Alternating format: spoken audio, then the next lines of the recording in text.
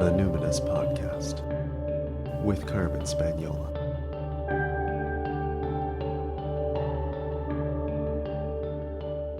Hi there, and welcome to the Numinous Podcast, where we have interesting conversations with everyday folks about the mystery of life.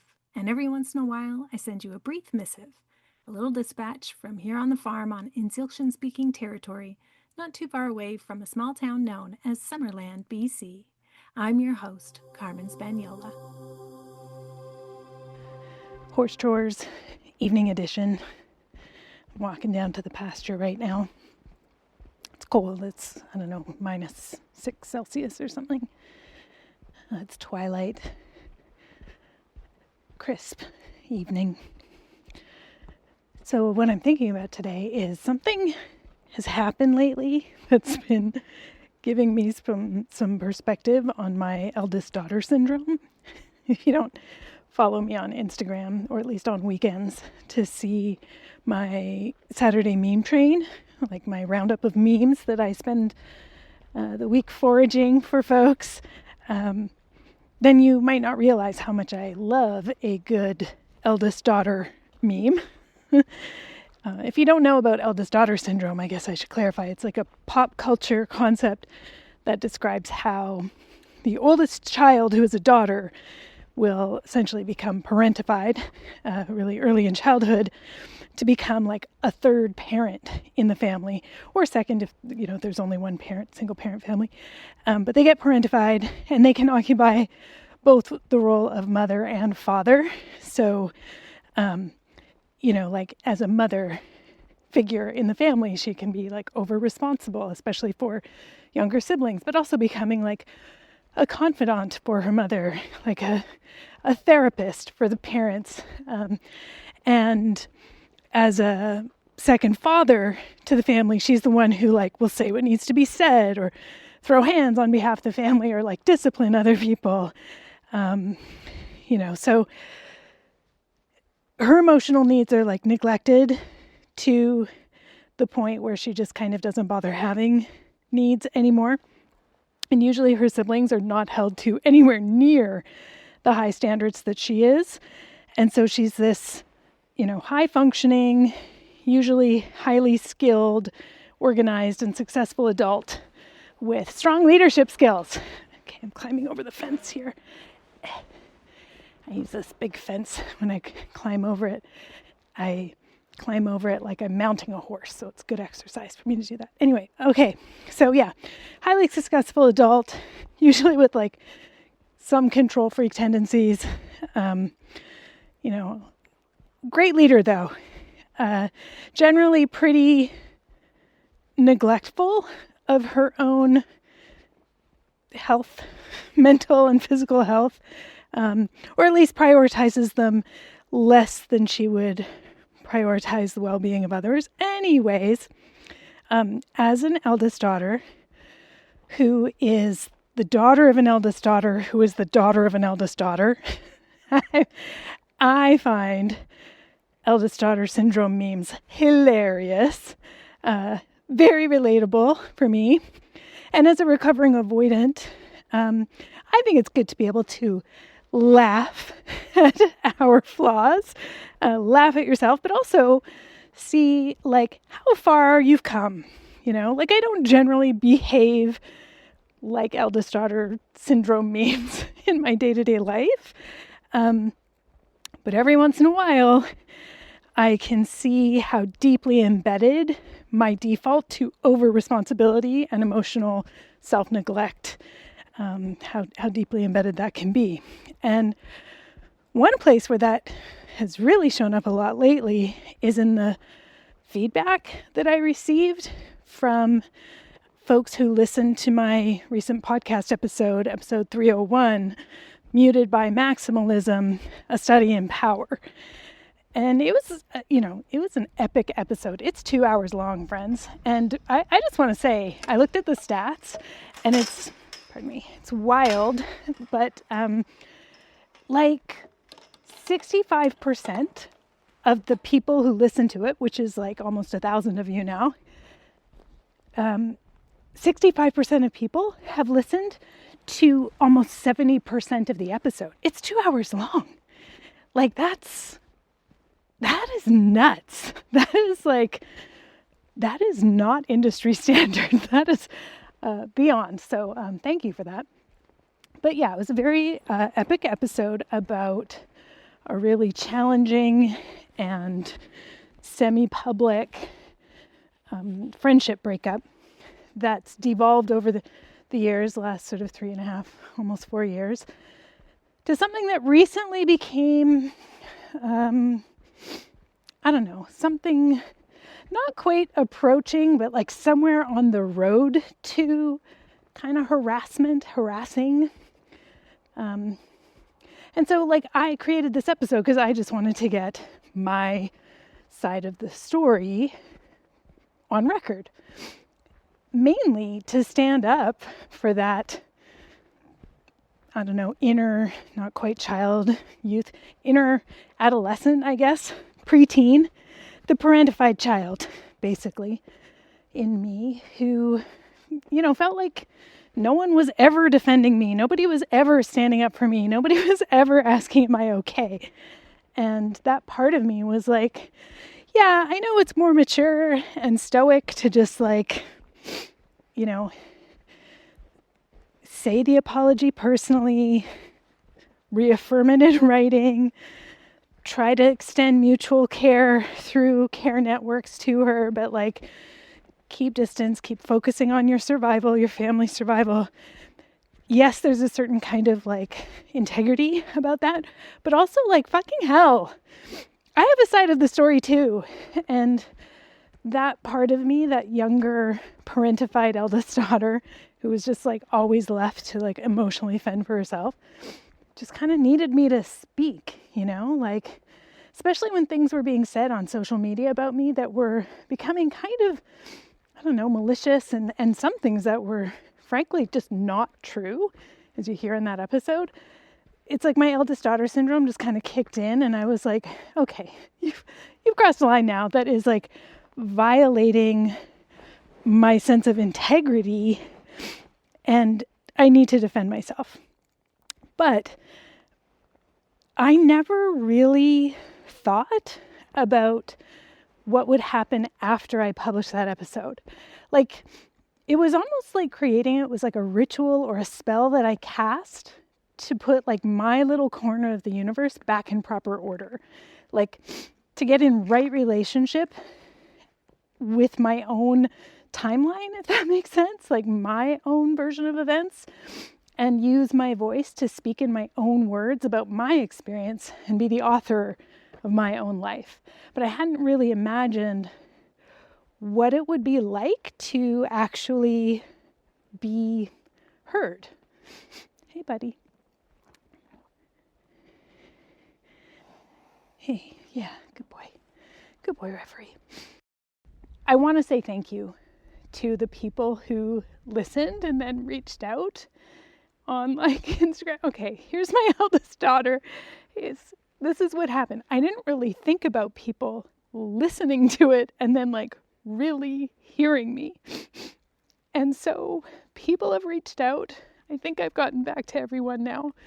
I don't know.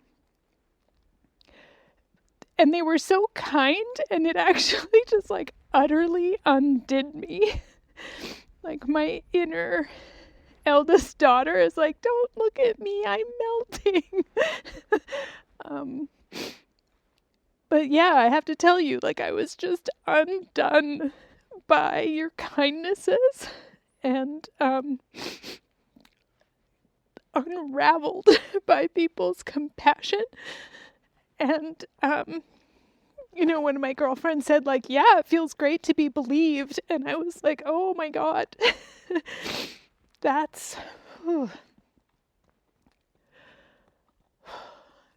I hadn't imagined. I hadn't, you coming to console me, buddy? I'm okay. Yeah, good boy. Anyway, so it's stuff like that that reminds me that like, oh yeah, my eldest daughter syndrome is still the default setting deep down, right? I even recently was getting some peer support from a really awesome woman, an awesome colleague, and just saying like, yeah, this thing has happened. She's like talking shit about me on social, and I usually just let it go. And this time it's like really bothering me. And what is it in me that like ever let myself be so influenced to become a person that I didn't recognize and like didn't like, you know, like why was I so drawn to that person and so eager to receive their approval? And it's like I wanted to find my weakness, and like, I mean, if I were being generous, I would say I wanted to find my weakness and fix it. But probably, actually, honestly, my eldest daughter is like, find your weakness, destroy it, you know. But anyway, so I could talk forever about what I think it was in me that was drawn to my former colleague. It's definitely part of it is just not ever really feeling smart enough. And I could talk about that for ages, and I have in therapy. But then recently, my husband Ruben mirrored something to me that also just kind of undid my inner eldest daughter. My former friend has a very strong sense of justice and is very vocal and bold in her assertiveness around morality and justice. And Ruben said, you know, she demanded a lot of you as a moral actor. And, you know, not since high school, maybe, where you had, you know, I had a very values-based education that like really emphasized citizenship and integrity. And people really did in high school, like we were held to a very high standard of moral comportment, let's say. You know, for better or for worse, it's still like, it was patriarchal, capitalist, but elitist, da-da-da-da-da. But, you know, I wasn't raised by people who held me to a high moral standard. You know, I just been out here since I was 17 trying to cobble together morality like all by myself, you know. I wasn't raised by that standard. And so that former friend and colleague, like she really saw me, you know. Ruben was like, she really saw that in you, your moral standard. And it probably felt so good to be seen and valued for your moral compass, you know? And so that is a true thing. I felt very seen by that. I was very grateful for that. So yeah. And it got me thinking about moral injury, because people were harmed in our care. You know, my former colleague and I, this is like a big deal to me. Hey, buddy. Skaha's like trying to mug me to see if I have any treats, and I don't.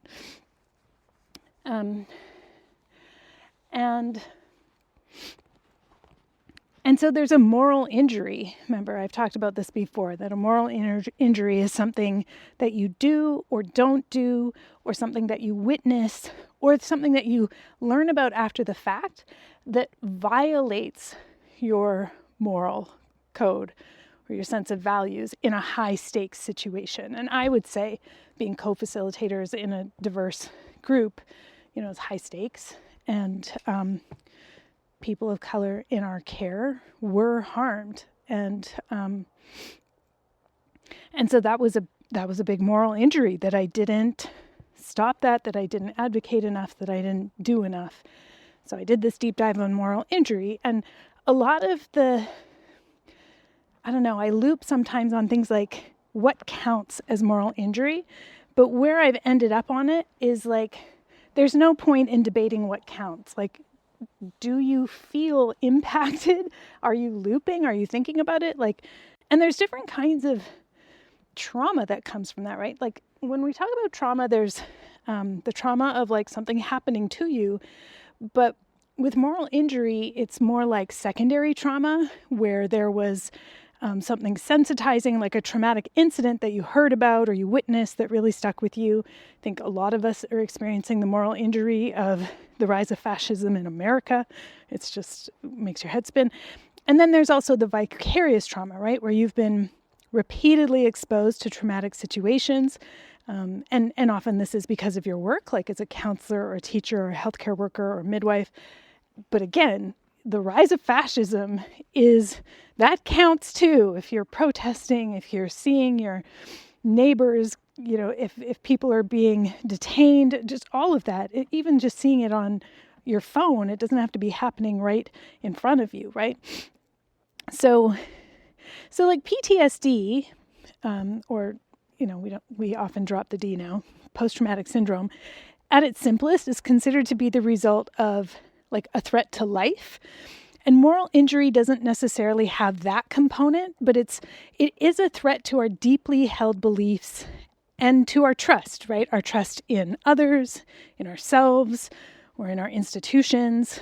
So moral injury is the trauma of violation involving our ethics and morals and values. And I think it's worthwhile sometimes, like really breaking that down. Like ethics is distinguishing between right and wrong, right? Ethics is about moral phenomena, particularly in like the larger scale, like collective context, like at the level of society and institutions and religion and that sort of thing. And then morals is more like our personal beliefs or our personal standards around right and wrong. And then our values are like the principles and the standards that guide our behaviors. They're more things that we embody.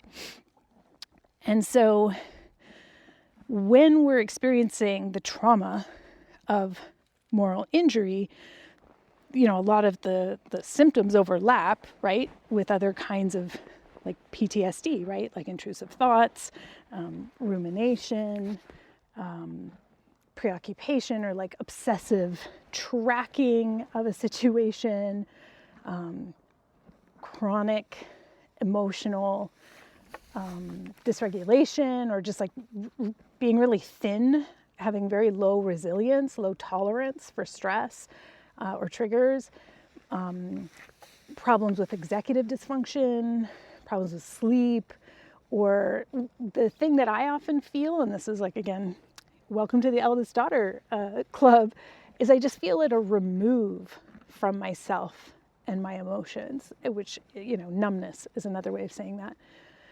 And like with moral injury, sometimes there's other pretty intense like moral emotions like anger or shame or guilt. I think I had a lot of guilt. A lot of shame when it came time to like prepare to make repair and have conversations with people that I perceived and who, were harmed in our care. And then there's like the loss of your sense of yourself. Who am I? How did I let this happen? It's very discombobulating, especially for the eldest daughter who's been parentified for a long time, who's, really accustomed to performing at a very high level, a very high standard, whether that's, some kind of performance standard or a moral standard, whatever it is, you're just not used to, and you don't like not doing good, And, for some people, that can lead to, I don't know, there can be other things, helplessness, hopelessness, powerlessness. For me, it definitely, and this is where like people being so kind to me, it tapped into like, oh, that's a sense of worthlessness. Like, there's just always that question of worthiness. I think it does get better over time for sure, but there are certain acute events that can just like, take you right back, right? And the whole time you're in it, I can know this to be true, but it's different to actually have a bit more time since this acute breakup happened. But like the disorganized attachment around it, even other relationships, like I mentioned very briefly, but like I start to really withdraw from other friendships for fear that people would expect something of me and I wouldn't be there for them, and then they would be mad at me. And yeah, it's a weird thing to just be like, everyone would be better off if I just, took space, right? But that's just disorganized attachment. And, anytime we have a major violation of our ethics or morals or values, it's going to be destabilizing, and we are more likely to experience disorganized attachment, certainly with others and also with ourselves, right? Just for folks who aren't clear on disorganized attachment, that's when you are running both kind of anxious and avoidant at the same time. I think of it as like running Windows and Mac on a laptop at the same time. It's just like, it gets confusing. It doesn't really work. And like, yeah, when we get disoriented like that and kind of lose our sense of self, it's confusing, and we don't trust ourselves or others as much. And it can exacerbate other trauma symptoms because they start to kind of happen in a vacuum because you're isolating, right? So anyway, and like anytime we're in a life blip, we can find ourselves in a state of disorganized attachment, right? And at that time, we're going to be more vulnerable to influence, to coercion, to groupthink. That's like how cults recruit people, right? By preying on vulnerable people who are somehow in a blip in their life where they're disconnected or disillusioned. And, this is like a pattern. Everybody's going to go through this at different times in life. It's going to happen over and over again because life keeps lifing, and we're going to go through life blips. I do think we get better and better at them over time. But something else to be aware of with moral injury is like all of us at some point in our lives have been or will be the victim, and all of us at some point in our lives have been or will be the perpetrator. And, in fact, when I took my exploration of moral injury to my supervisor after this like friendship breakup, I definitely at that time, it was way easier, let me say. I could see a lot of ways in which I was the victim. It was a lot easier to see how I was a victim. But the more I studied and learned and processed, the more I couldn't stop thinking about times when, I had acted or especially a lot of times I failed to act in alignment with my values. And it took a lot to get to the place where I could reach out and offer repair and eventually, even talk about moral injury in a like pretty confident way. And I have a moral injury course in the Numinous Network, and it's like self-paced. People can take it to work through that. But I realized this week that, there's always more and more layers. And now kind of I'm grappling with the recognition of like how deep the feelings of I don't know how to put it. I don't want to say that I don't feel worthwhile or that I feel worthless. That would be too strong and intense. But the default is a kind of futility that my feelings don't really matter, and that I just got to deal with it myself, And so thank you to the folks who reached out and said that episode moved you or touched you or was significant to you in some way, or that you learned something. That especially was very gratifying for me. But yeah, forgive me if I don't get back to you right away, because it really does touch something very deep in me to be heard. And it's very corrective. So thank you. Thank you. Thank you.